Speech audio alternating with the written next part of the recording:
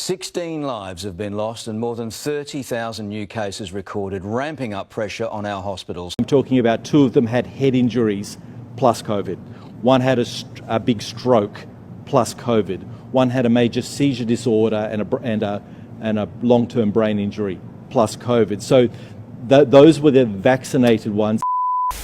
A drastic policy change will see potentially infectious workers allowed out of isolation to ensure our supermarket shelves are full. Today, asymptomatic food chain workers classed as close contacts were given the all clear to return to the job. No need to isolate, effective immediately.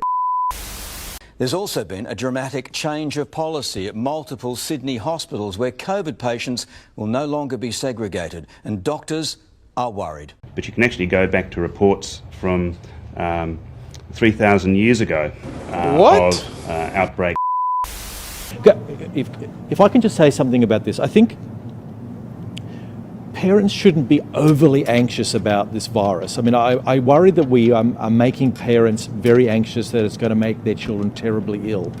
For the most part, the children will have only a mild illness very similar to any of the respiratory infections they've had in the past. But I'm not going to downplay it, but for the vast majority, it is a simple respiratory virus like a virus they would have had in the past.